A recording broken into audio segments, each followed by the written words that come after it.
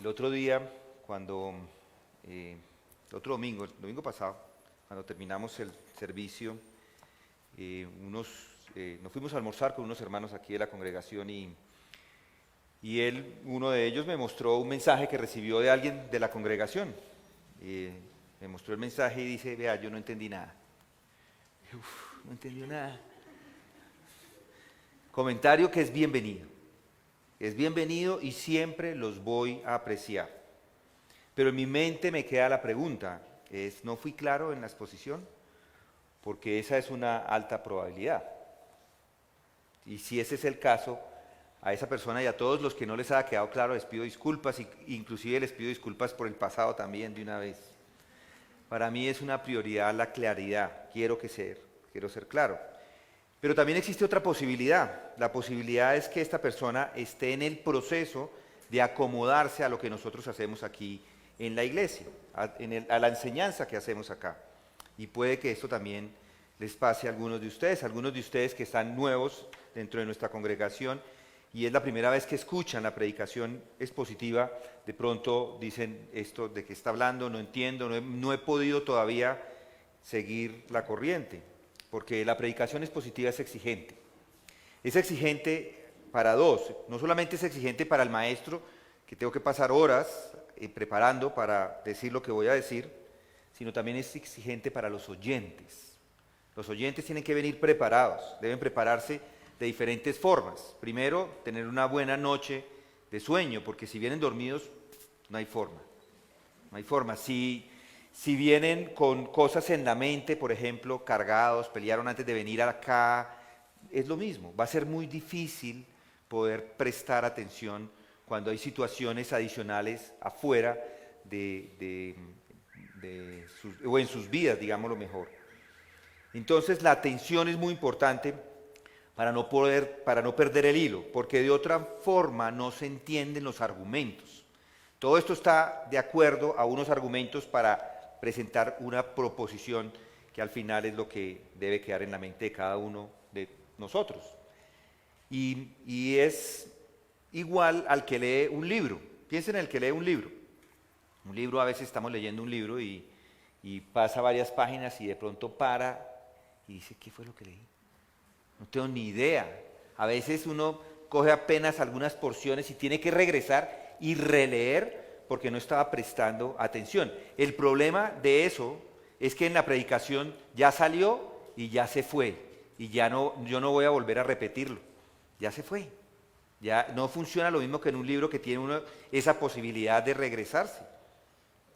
Entonces, una persona que es nueva dentro de nuestra congregación y que también aquellos que son antiguos, también les animo a que pongan y presten atención a lo que se dice, porque hay mucha información, hay información que se está diciendo, hay argumentos que están basándose en otros argumentos para que puedan entender el propósito del sermón o de lo que se quiere decir y no es lo que yo quiera decir, es lo que dice el texto de las Escrituras, porque de otra forma de pronto pueden sentirse confundidos, incluso algunos le dicen, ya está, yo aquí tapo, ya no cuento más, me voy.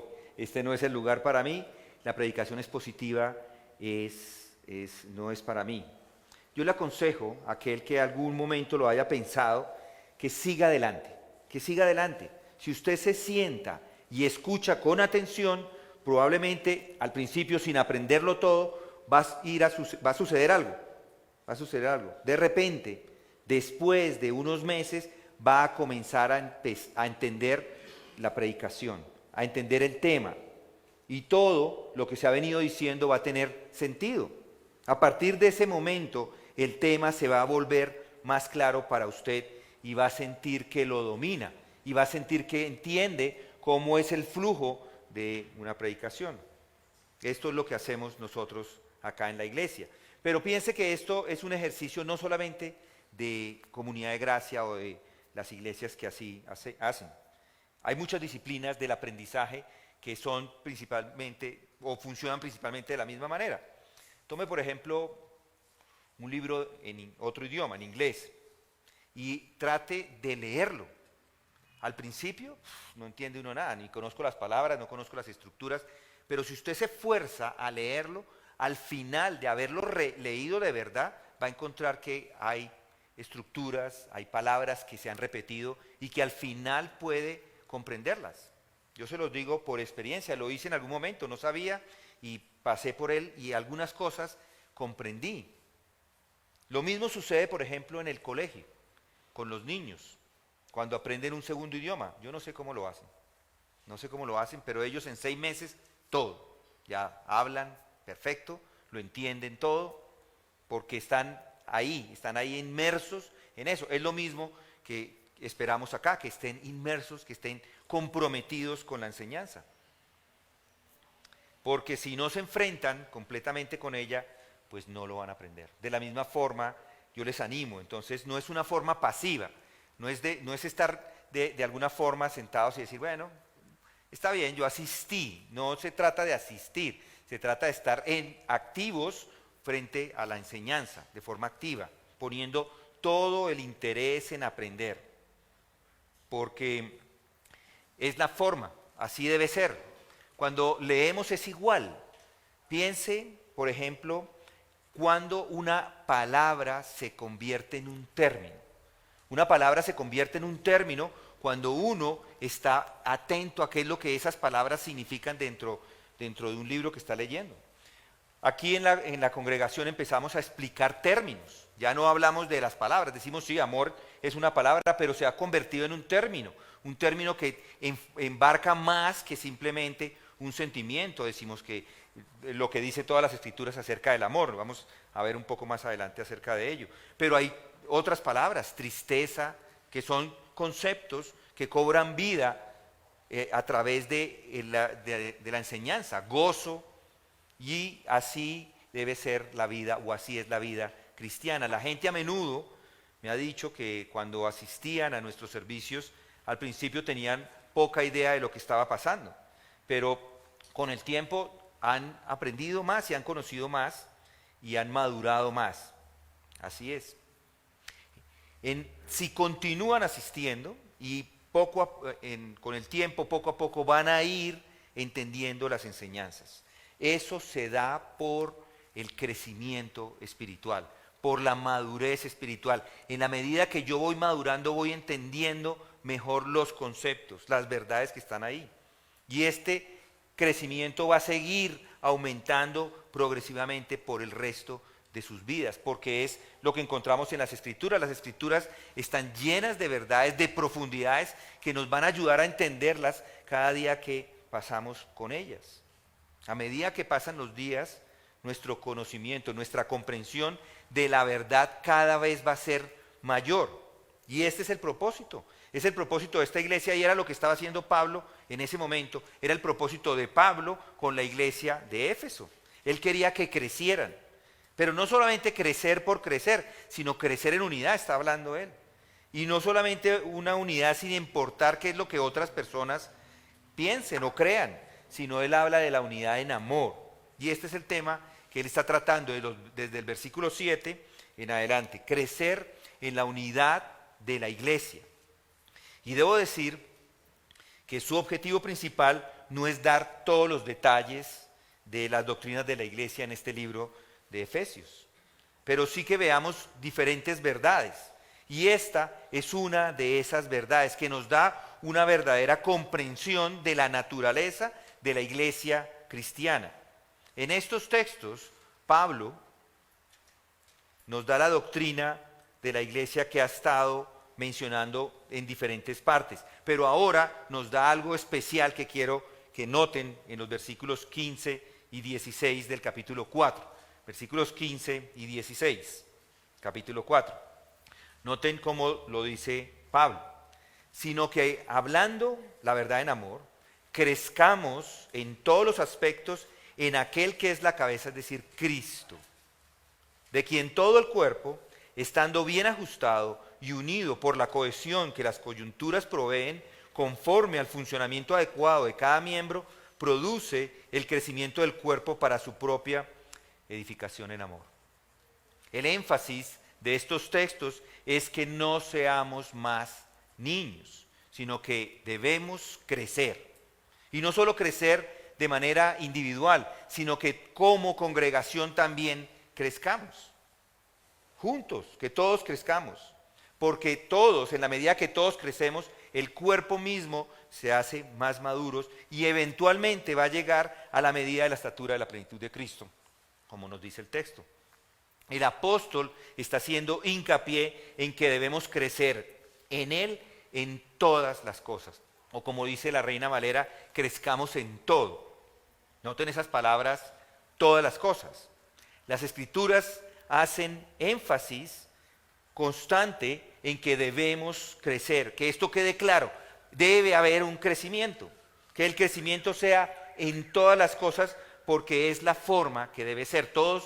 Esto no es estático, es dinámico, debemos estar creciendo constantemente. Piensen en un cuerpo, piensen en mi cuerpo. Ustedes todos me están viendo acá, no me hago de este lado, todos piensen en mi cuerpo. Si algunas partes de mi cuerpo crecen de forma desproporcionada, no se ven asimétricas. Piense en un brazo que llega hasta el piso y el otro no, uno largo, imagíneselo, está desproporcionado, ¿sí o no? Piense en un pie, noten el pie, ahora piensen en un pie así de grande, el otro, desproporcionado, eso no es simétrico. O un corazón, en el corazón, piensen en el corazón que ocupa todo el tórax, desproporcionado. O uno tan chiquito como una canica, pequeñito, que ese sea el corazón, desproporcionado. Eso es una monstruosidad.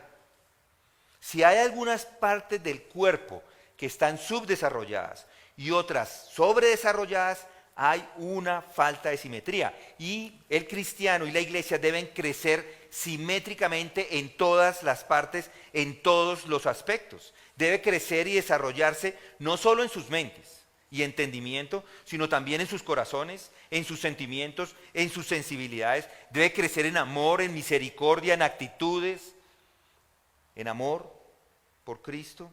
Es decir, debe crecer en todo, en todo. Porque ¿cómo sería si entendieran todas las Escrituras, todas, y no crecieran en amor? Eso sería una monstruosidad. ¿O qué sería que fueran muy misericordiosos, amorosos con las otras personas, pero sin el conocimiento doctrinal? Eso sería igual de error, igual.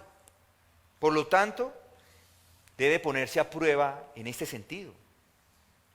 Ponerse a prueba con respecto a su conducta, a su comportamiento, con respecto a su entendimiento. ¿Está creciendo intelectualmente? Le hago la pregunta. ¿Tiene un conocimiento de la verdad mejor hoy que lo que tenía hace un año? ¿Entiende mejor las Escrituras?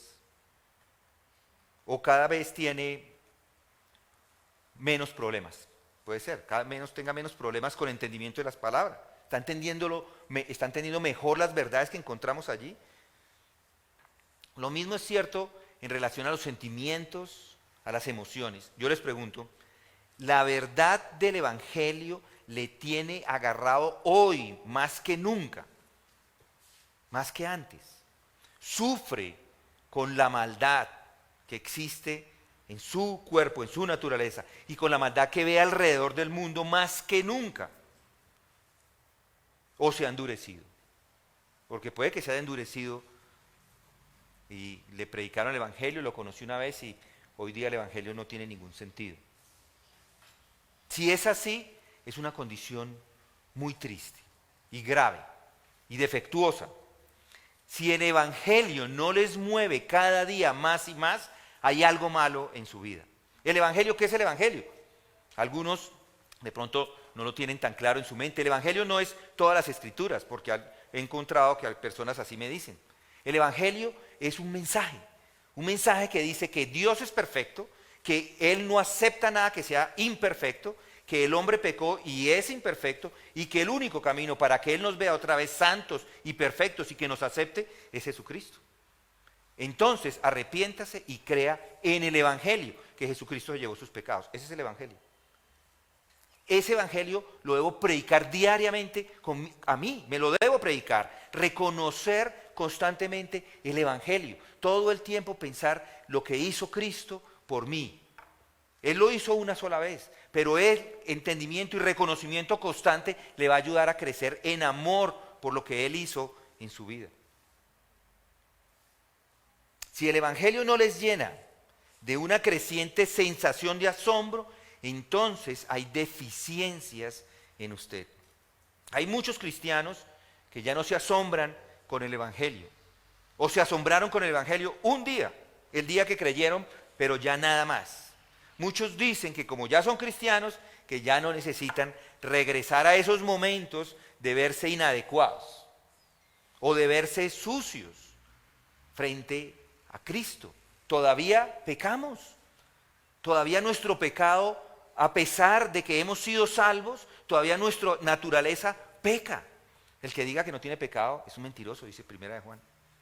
Todavía pecamos, todavía caemos. Entonces el evangelio es diariamente hay que predicarse el evangelio para crecer en ese conocimiento y amarle a Dios como Él nos ama. Cuanto más conoce de Jesucristo, más debe amarlo. No piense que el evangelio es cosa del pasado, porque si es así, su crecimiento es desproporcionado porque la verdad del evangelio debe crecer en el entendimiento continuo, debe crecer en amor hacia Dios o hacia Cristo por la obra que Él hizo. Entonces, además de entender las verdades, debe crecer en amor, debe crecer en misericordia, debe crecer en compasión, en todos estos valores que caracterizan la vida de la piedad. Y en la medida que más medita en esas verdades, sus emociones deben entenderse más y más, deben crecer más y más. Si esto no pasa, puede que su entendimiento tampoco esté creciendo. Es muy probable que si yo no crezco en amor es porque no entiendo las verdades. El conocimiento sigue a los sentimientos como la noche al día. Cuanto más conoce al Señor Jesucristo, más debe amarlo. Cuanto más sabe cualquier verdad acerca de Él, más debe moverle en el sentido, en una relación más profunda y vital con el Señor Jesucristo. De la misma manera debe mostrar desarrollo en materia de conducta, de comportamiento. Debe crecer en Él en todas las cosas. Alguno me dirá en este momento, dice, bueno, deme un texto para probarme que lo que estoy diciendo es cierto. Bueno, aquí está el texto, 1 Corintios 14. Vengan conmigo a 1 Corintios 14. 1 Corintios 14, versículo 20. Hermanos, dice ahí, hermanos, no seáis niños en la manera de pensar, sino más bien sed niños en la malicia, pero en la manera de pensar, maduros. La malicia debe hacerse cada vez menos y menos evidente en la vida de un creyente. Esta debe decrecer, pero en la forma de pensar deben ser hombres, maduros, adultos. Es decir, que deben crecer y desarrollarse para verse armoniosos y simétricos. En Romanos lo encontramos otra vez, Romanos 16. Romanos 16, un poquito antes. Romanos 16, versículo 19.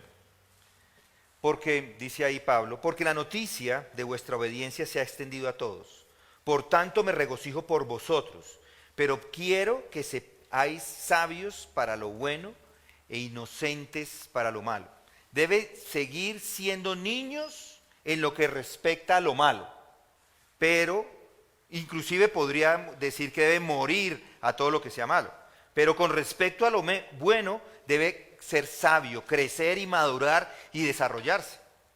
Igual acá, esa es la simetría de la que está hablando Pablo. No debe seguir siendo niño, sino crecer en todo, en todos los aspectos. Entonces debe crecer y desarrollarse. Debe ser un hombre maduro a la medida de la estatura de la plenitud de Cristo. Significa que como miembros individuales y partes del cuerpo, todos deben crecer conforme a Cristo, que es la cabeza. En otras palabras, Pablo está diciendo que cada parte del cuerpo debe ser digna de la cabeza. Cada parte debe estar en coordinación con la cabeza, que es Cristo. La cabeza es el patrón, es el estándar. Y esa cabeza es Cristo. Él es al que hay que mirar para crecer. Cada parte del cuerpo, incluso las partes más pequeñas, pequeñas aparentemente o insignificantes. El dedo meñique, un dedo que uno casi que podría vivir sin él, ¿cierto? Hasta dos. Entonces, uno dice, estos dedos no son importantes. Yo no estoy diciendo que nos vamos a ir a... Son importantes, pero no son los más importantes.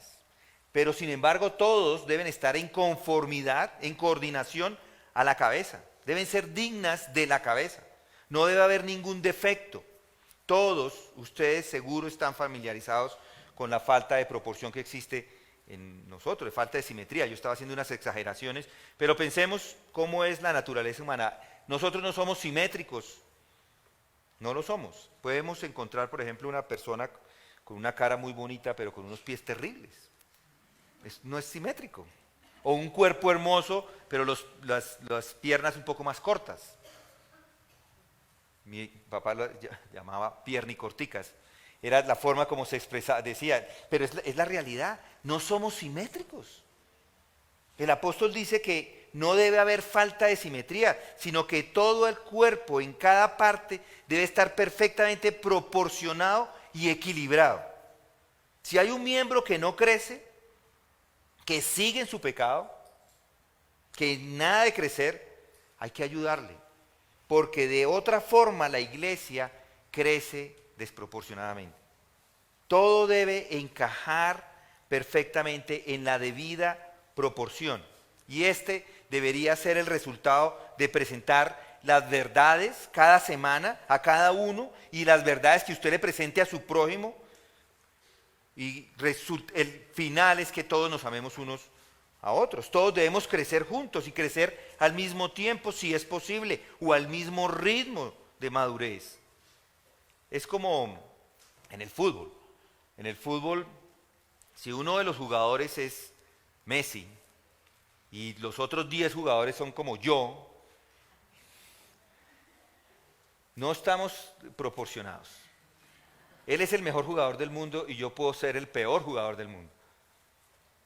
Entonces no hay proporción. Todos estar unidos y creciendo de la misma forma.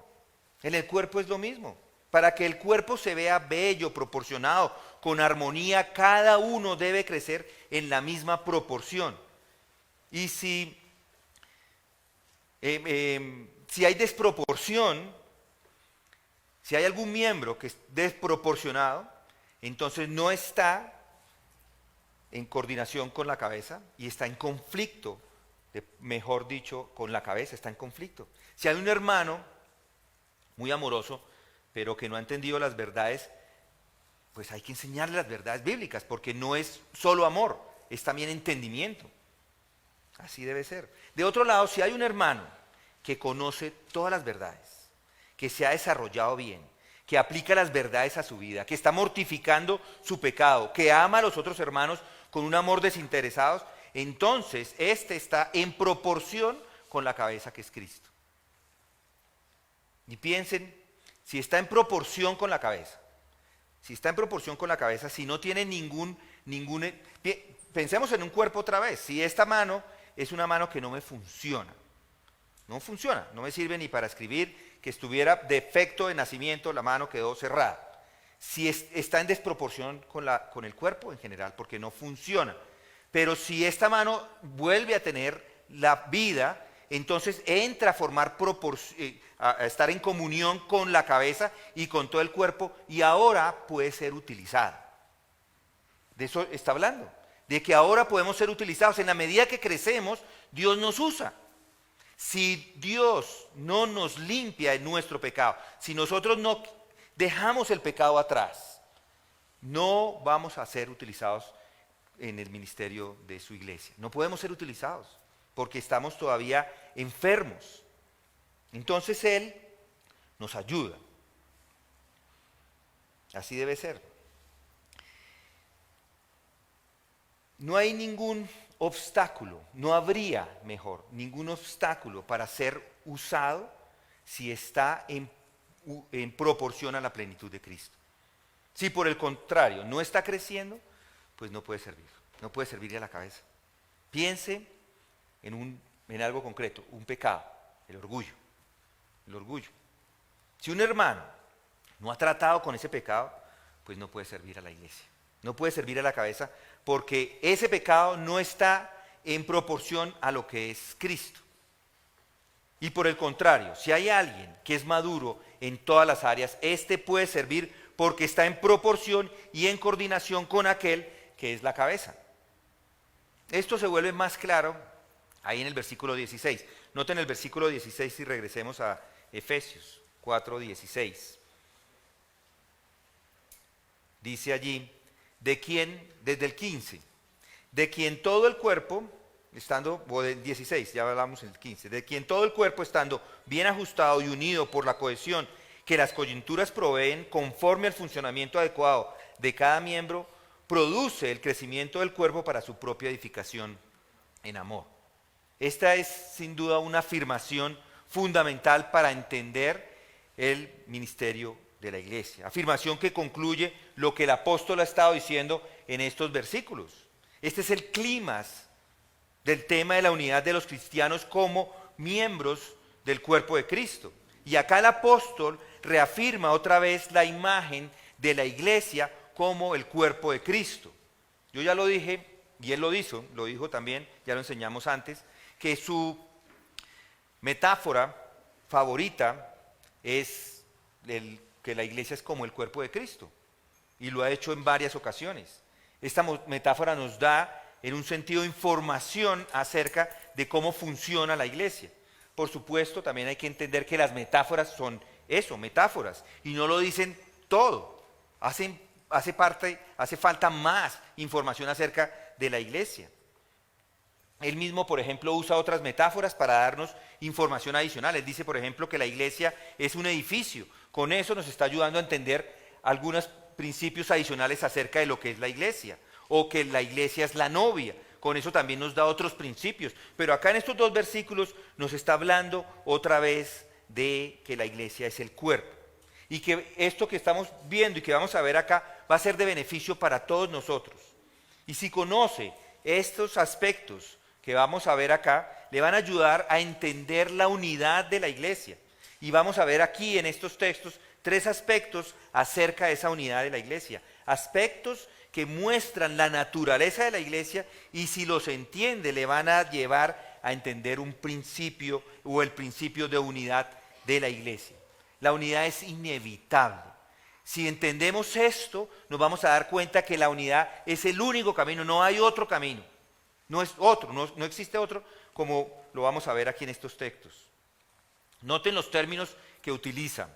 La segunda porción del versículo 15 dice, la cabeza, es decir, Cristo. Aquí encontramos el primer aspecto de la iglesia, es que la cabeza es Cristo. Al igual que con un cuerpo que para vivir debe tener una cabeza para poder sostenerse, la iglesia es igual. Necesita de Cristo. La iglesia o la cabeza de la iglesia sin Cristo no es iglesia. No es. No puede ser una iglesia si el centro de una iglesia no es Cristo, no es iglesia. Si la cabeza es la Virgen, no es iglesia. Si es Mahoma o lo que sea, cualquier cosa que pongan arriba de Cristo no es iglesia. Siempre debe comenzar con considerar que la cabeza es Cristo. Cualquier iglesia que usted vaya donde la cabeza no sea Cristo, no es iglesia. Porque la cabeza es Cristo, ahí no lo menciona.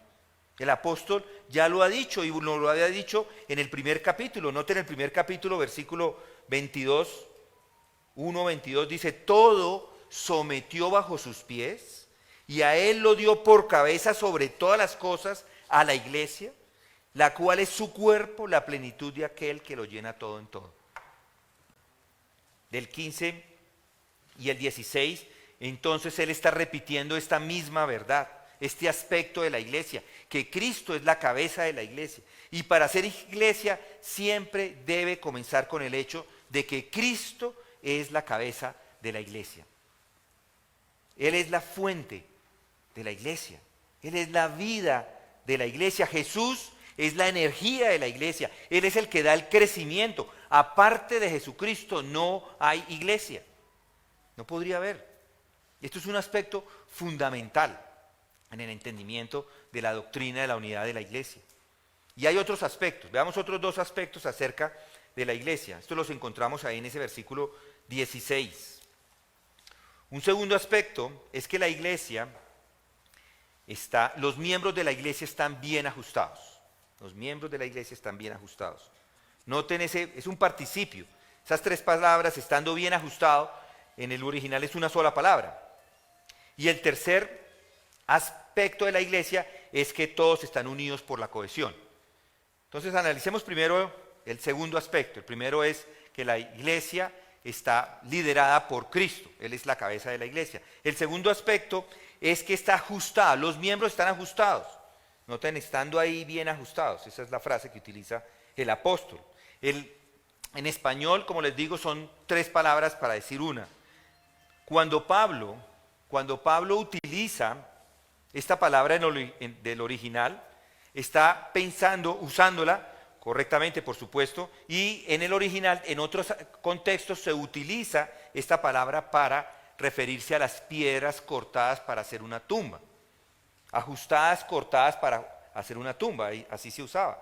Hoy nosotros no cortamos piedras para hacer tumbas, simplemente abrimos un hueco en el cementerio y allá ponemos a la persona que ha fallecido y lo tapamos y ya, eso es lo que hacemos. Pero en ese entonces, o se metían en una fosa que ya era natural y luego se cerraba con una piedra, o se elaboraba la tumba con piedras cortadas, ajustadas cada una de ellas, de forma que todas estaban bien puestas. Y para hacer una tumba había que cortarlas a la medida y se ajustaban cada una de estas piedras.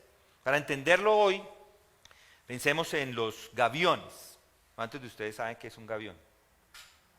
No muchos. ¿Han escuchado esa palabra? Nunca. Los gaviones son esas mallas de metal o de alambre que sirven para llenar piedras y que luego sirvan como un talud. ¿Saben qué es un talud? En ingeniería, los talud son esas piedras que se ponen en las carreteras, si las han visto, que probablemente esto sí. En las carreteras uno va andando por carretera y hay en algunos lugares donde están estas masas de piedras organizadas como en escalera para sostener que la tierra no se vaya. Eso se llama un talud. Y los gaviones son estas cosas de alambre con todas las piedras puestas allá. Bueno, pues al maestro de obra lo que hay que decirle es que, vea, ahí le traigo la piedra, ahora póngala allá adentro. Él tiene que cortar las piedras e irlas ajustando para que pueda hacer de estos cubos perfectos y que unidos todos estos cubos puedan sostener la tierra. De eso se trata esta palabra, está ajustando estas piedras. Esa es la idea que hay detrás de eso. En las carreteras lo ven y si quieren, o la próxima vez ponen más atención afuera. Pero así es la gracia de Dios. Dios encaja a los miembros cuidadosamente en su iglesia, de la misma forma. Los ajusta unos con otros para traer unidad al interior y que les permita crecer juntos. El énfasis está en esa perfecta adaptación de cada miembro, el uno con el otro, para formar esta unidad y crecer, en lugar de ser simplemente tirados ahí unos encima de otros y ya. No funciona así. Y hay otro aspecto, el tercer aspecto. Noten ahí en el texto, dice, además de estar bien ajustados, dice, y unidos por la cohesión, paremos ahí, unidos por la cohesión. Los creyentes individuales deben igualmente crecer de esta forma, digámoslo así. El original la idea es de reconciliar esa palabra. Se usó en el pasado para hacer comparaciones analíticas y sacar conclusiones. Se usaba para reunir argumentos con el fin de demostrar o probar algo. Es como cuando los abogados reúnen la evidencia de una manera lógica para presentarla en un caso. Cada parte de evidencia es diferente, pero esa unión es lo que el abogado lleva para presentar, y de eso es que está hablando aquí el texto. Esa unión es como unido por la cohesión. Eso es la idea que hay detrás de esas palabras. Unión para probar un caso. No hace mucho tiempo hicimos una tutela al gobierno porque no nos dejaba congregar. Pues en ese momento cogimos todos los argumentos que nosotros teníamos, los pusimos juntos y presentamos un folio con todos los argumentos para que así nos dejaran. Es de esta unión que se habla. Es lo mismo que sucede en el mundo científico. Una serie de argumentos se organizan de forma lógica para demostrar una teoría. Y así debe ser la unión de los creyentes. Están unidos de forma lógica en todo. Pero todos somos diferentes los unos de los otros de manera individual. Es de esta unión que ahora está hablando Pablo. Es una unión entre creyentes de forma externa, estamos ajustados y estamos unidos de forma lógica, por decirlo así. Todos estamos unidos. Pero esta unión también es una unión interna. Nosotros sabemos que una persona cuando recibe el Espíritu Santo, recibe en la salvación, recibe el Espíritu Santo. Si todos tenemos el Espíritu Santo, no hay diferentes Espíritus Santos. Todos tenemos el mismo Espíritu Santo. Quiere decir que ahora estamos todos unidos por el mismo Espíritu. Y de eso habla en las palabras siguientes. De eso exactamente. Dice, antes dice la cohesión que las coyunturas proveen. Ahí está hablando, esto de las coyunturas es el Espíritu Santo. ¿Por qué las coyunturas es el Espíritu Santo? En realidad esa palabra coyunturas nos deja un poco, digamos, como confundidos, porque es que una coyuntura es lo que hay entre mi brazo o mi mano y el brazo y el antebrazo. Eso es lo que es la coyuntura, lo que está aquí en la mitad. Entonces, cuando se hace un estudio de esa palabra en el original, es más que coyuntura, yo creería que es más como, no es articulación, sino tendones, como los tendones. Es esa unión. Los tendones lo que hacen es eso, unen estos músculos o estos huesos con estos otros y todo está unido por estos tendones. Así es, o ligamentos mejor, una mejor palabra es ligamentos. Un ligamento es una banda de tejido fibroso muy sólido y elástico que une los huesos entre ellos en una articulación. Pablo lo que está diciendo acá es que todos están siendo bien ajustados, unidos por la cohesión que los ligamentos le dan a ese cuerpo y al crecimiento. Noten más adelante lo que dice. Noten lo que dice después de las coyunturas proveen conforme al funcionamiento adecuado de cada miembro que produce, ya regresamos a esa porción anterior, pero dice ahí que produce o que recibe el crecimiento en la Reina Valera. Si se produce un crecimiento cuando esta unión está presente, cuando hay unión entre los huesos, cuando hay unión entre los ligamentos, cuando esta unión es perfecta, ajustada y cohesionada, entonces lo que está diciendo Pablo es que ahí se produce ese crecimiento. Y esa palabra produce es una palabra que encontramos en otros lugares donde habla de una producción abundante. Por ejemplo, en Juan 1:16 dice, pues de su plenitud todos hemos recibido y gracia sobre gracia. Ese recibido de Él lo hemos recibido completamente. Hemos recibido de su plenitud. Quiere decir que hay abundancia en esa recepción. Esa es la palabra y esa es la idea que tiene el texto. En Efesios 2:7 habla de lo mismo. Las abundantes riquezas de su gracia en su bondad para con nosotros en Cristo. Es abundante, la producción es abundante. O más adelante en 3:19 dice, y el de conocer el amor de Cristo que excede a todo conocimiento para que seáis llenos de toda la plenitud de Dios. Lo que está diciendo es que esa producción es una producción abundante. Llega a todos, es para todos los miembros, ¿a través de qué? A través de los ligamentos, a través de esta unión, a través de los nervios que hay en cada cuerpo. Estos ligamentos unen a todos y los nervios suministran toda esa energía que encontramos en el versículo. Regresemos allí al versículo, dice, conforme al funcionamiento adecuado de cada miembro. Esa es la energía de cada miembro. ¿De dónde obtenemos esa energía? De la cabeza. Igual, es que esta ilustración que nos está dando Pablo en estos textos es perfecta, porque al ver un cuerpo podemos entender cómo funciona la iglesia, funciona de la misma forma. Todos organizados, los huesos organizados en unas articulaciones, los ligamentos, los nervios, el sistema sanguíneo, todo está unido y todo dependiendo de la cabeza. Así es que funciona. Este funcionamiento o esta actividad o esta energía son los nervios, son como el Espíritu Santo. Es decir, que cada uno funciona adecuadamente, cada uno actúa adecuadamente para estar ajustados, cohesionados, enlazados por estos ligamentos. Los nervios son los que permiten ese funcionamiento adecuado. Cada parte del cuerpo no es exactamente igual, todos somos diferentes. No todas las partes del cuerpo tienen ni necesitan los mismos ligamentos, pero cada parte del cuerpo está creciendo en su momento o en este punto a la medida de la plenitud de Cristo. Resumiendo todas estas frases que hemos estudiado hasta el momento, podemos enunciar la enseñanza de esta forma. La cabeza del cuerpo es el Señor Jesucristo.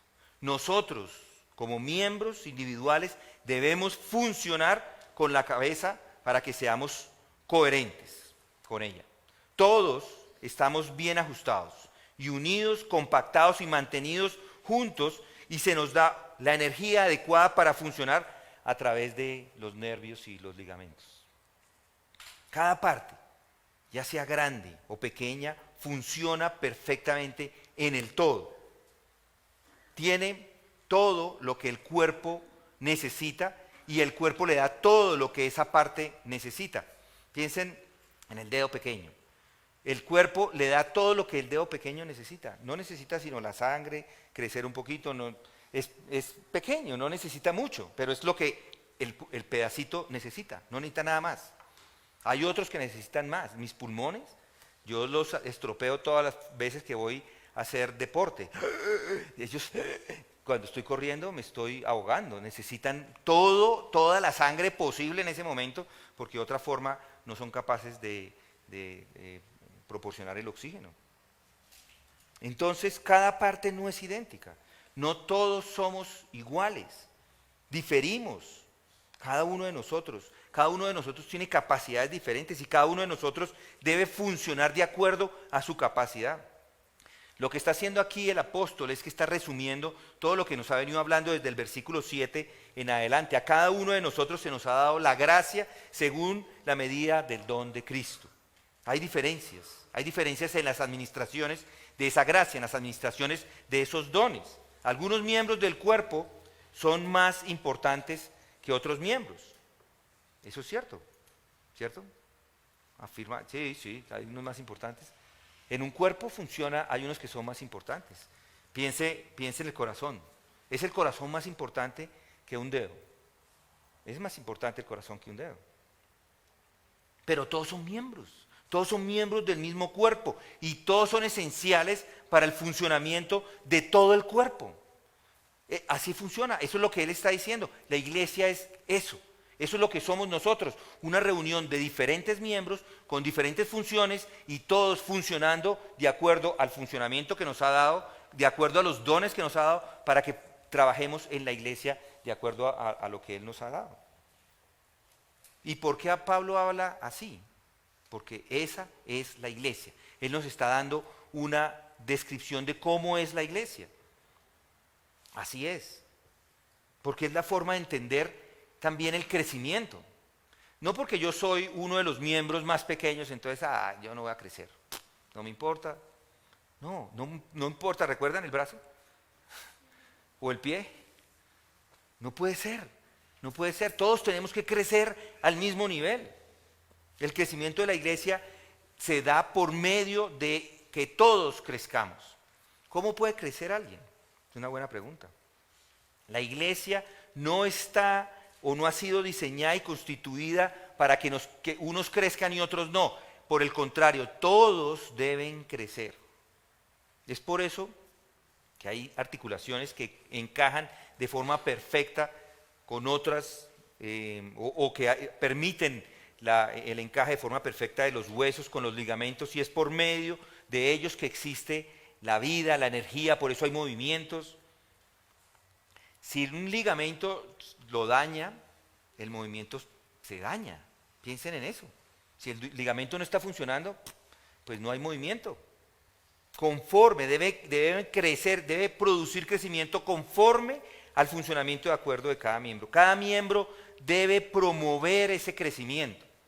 En la medida que funciona adecuadamente, el cuerpo es edificado para el perfeccionamiento de los santos y para la obra del ministerio. Eso es de lo que está hablando aquí el apóstol. Y añade, para que no lo olvidemos, lo que ha dicho desde el principio, noten ahí al final del versículo 16, para su propia edificación en amor.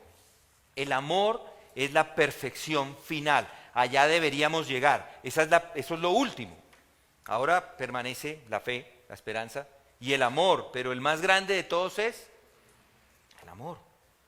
En esta cuestión de la unidad, nada es más importante que el amor. Si la cabeza es amor, el cuerpo debe ser amor.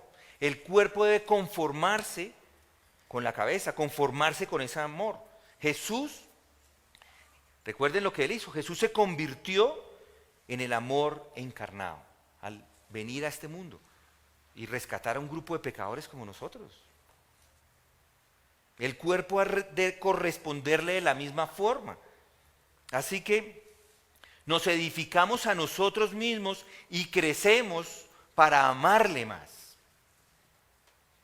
De quien todo el cuerpo, estando estrechamente unido y siendo constantemente cohesionado por los ligamentos a través de los cuales pasa el abundante suministro de la energía para suministrar la capacidad a cada parte. Eso es lo que está hablando aquí el texto.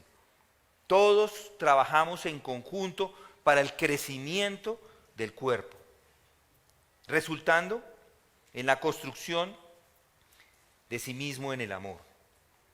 Esta descripción de la iglesia cristiana corresponde a lo que les estoy hablando, del cuerpo, por eso él usa esa ilustración. El apóstol está escribiendo esto hace más de 2000 años. Parece que él estuviera hablando, abriendo un libro de ciencia o de medicina para contarnos cómo funciona todo. Y lo está haciendo en este momento, mostrándonos eso. Hace más de 2000 años estaba enseñando esto, que el cuerpo humano necesita la cabeza, que en el cuerpo la cabeza es el cerebro y todo el sistema nervioso del cuerpo proviene originalmente del cerebro y está conectado a él. El nervio más pequeño de la punta del dedo se puede rastrear hasta el cerebro. Los nervios pequeños de los dedos van primero a la médula espinal y luego van conectados a los nervios que van al cerebro. El centro nervioso lo contiene todo. De hecho, nuestros cuerpos están llenos de nervios de forma maravillosa. Ese es el Espíritu Santo que está igual, todo está conectado, es de la misma forma. Estamos llenos de articulaciones y de eso es lo que hemos estado hablando. Y esas articulaciones encajan perfectamente, cada hueso está encajando perfectamente. La mano encaja perfectamente al antebrazo, perfectamente al brazo y el brazo al tronco. Y así todo lo demás. Y pasa por encima de todo esto los ligamentos, los nervios, y todo eso une al cuerpo, lo mantiene unido y hace de él una unidad orgánica, de manera que los ligamentos y las articulaciones no pueden, ni los huesos pueden funcionar por sí solas. Si uno se corta una mano, no, ya hasta ahí fue la mano, no tiene vida, no puede funcionar por sí sola. El sistema nervioso y el sistema sanguíneo están involucrados por todo el cuerpo y es de eso de lo que está hablando el apóstol. La energía nerviosa o el sistema nervioso con la que muevo mis dedos. Yo muevo mis dedos porque el sistema nervioso me lo permite. Y todo proviene desde el cerebro. No, un dedo no se mueve por sí solo. Todo proviene desde la cabeza, que envía esa energía, ese pedacito de energía para que haga ese movimiento.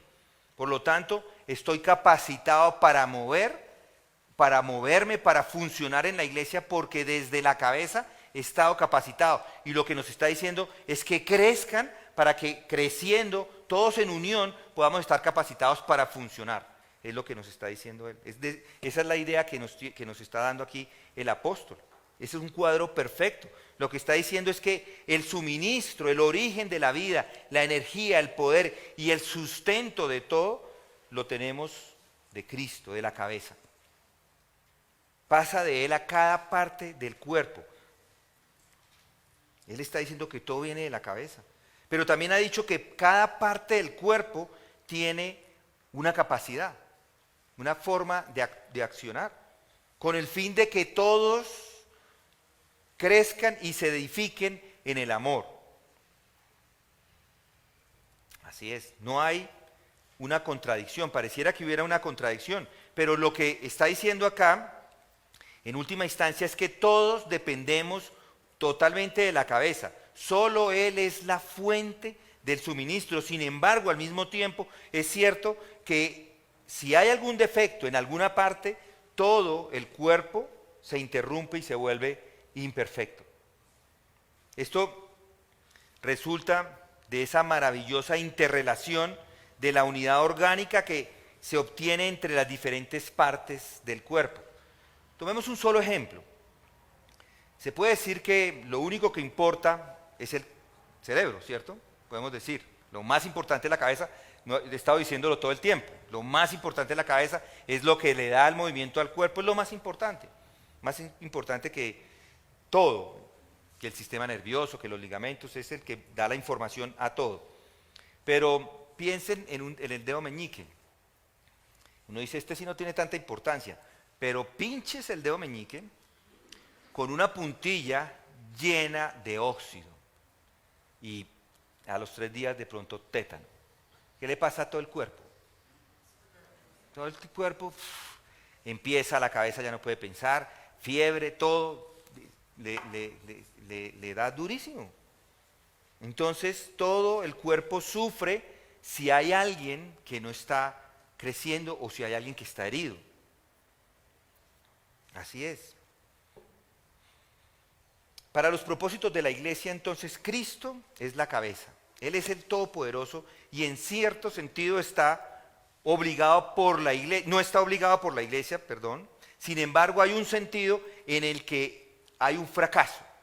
Si él es la cabeza de la iglesia, pero hay un fracaso cuando miembros de la iglesia no están creciendo o no están funcionando como deberían.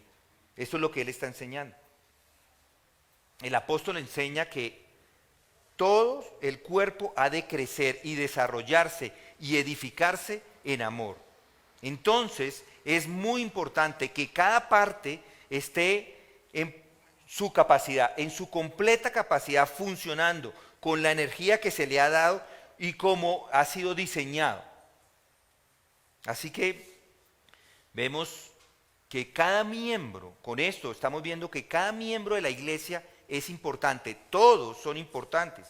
No es sorprendente que el apóstol nos diera todos estos términos, todas estas expresiones, porque él quiere que nos quede claro. Ponerlas todas juntas, yo creo que le tuvo que haber costado trabajo a él ponerlas de esa forma porque estudiarlo fue difícil. Es difícil lo que estamos tratando de entender ahí, pero en la medida que vamos meditando en ello, nos estamos dando cuenta que él quería expresar lo que es la iglesia de esta forma. Cristo es la cabeza, Él es el Todopoderoso. Cristo, en cierto sentido, es lo último, pero en cierto sentido es algo temporal. Quiere decir que si el cuerpo no está funcionando, de alguna forma va a sufrir. Entonces es muy importante que cada parte en particular se llene hasta su capacidad con esta vida, con esta energía que es vital y funcione como está diseñado para hacerlo. Así es que cada uno de nosotros debería verlo. Así es. Qué privilegio, ¿no les parece estar en la iglesia? Esa es la iglesia. Es como un cuerpo. Estamos todos unidos, todos unidos. Todos pertenecemos a este cuerpo y estamos unidos a la cabeza. Y estamos recibiendo de Él. Estamos recibiendo de Él la vida. Estamos recibiendo de Él la energía. Estamos recibiendo de Él los dones. ¿Ha recibido usted el don? Y está cumpliendo con la función que Dios le ha dado. En esta energía vital de Cristo, que es la cabeza, es usted el que debe ser en la iglesia. Es usted parte de la iglesia. Es un privilegio estar en la iglesia, pero está haciendo lo que debe estar haciendo en la iglesia. Piense en su responsabilidad como miembro del cuerpo. ¿Le está causando dolor a la iglesia o le está causando crecimiento a la iglesia? Puede que le esté causando dolor porque está enfermo, enfermo de pecado, o porque está lento. Dice, yo no necesito aprender todo esto. No, debe conocer y amar al mismo tiempo, crecer. Esas son preguntas que salen de lo que estamos hablando, es simplemente la lógica que sale de ahí. La gran exhortación del apóstol es que ya no seamos hijos, sino que no seamos niños, que no permanezcamos subdesarrollados, sino que todos crezcamos en todo en aquel que es la cabeza, incluso Cristo, de quien todo el cuerpo se une y se compactó por aquello que lo une todo para la edificación en amor. No hay valor en el conocimiento intelectual a menos que finalmente le conduzcan al amor. No hay valor en ninguna emoción a menos que le conduzcan al amor. Sus obras son inútiles si no producen ese amor. Si yo hablara lenguas humanas y angélicas, pero no tengo amor, he llegado a ser como metal que resuena, címbalo que retiñe. Si tuviera el don de profecía y entendiera todos los misterios y todo el conocimiento, y si tuviera toda la fe como para trasladar montañas, pero no tengo amor, nada soy. Y si diera todos mis bienes para dar de comer a los pobres, y si entregara mi cuerpo para ser quemado, pero no tengo amor, de nada me aprovecha. Vamos a orar. Padre, hoy nos has animado, exhortado con esta enseñanza. Ayúdanos a poner estas verdades no solamente en nuestra mente, sino en la práctica, Señor. A entender esto de la unión de la iglesia, a entender esta importancia de ser parte de la iglesia y no solamente ser parte, sino no ser algo que retrasa el crecimiento de todos mis hermanos. Ayúdanos a crecer en santidad, a crecer en conocimiento, a crecer en misericordia, en amor, en cada uno de los aspectos. Señor, ayúdanos a ser piadosos, a vivir vidas piadosas. Y si hay alguien en medio de nosotros que todavía no ha entendido las verdades del Evangelio, Señor, ten piedad de él para que pueda ser uno con nosotros en este cuerpo que es tu iglesia. Esto te lo pedimos en el nombre de Cristo. Amén.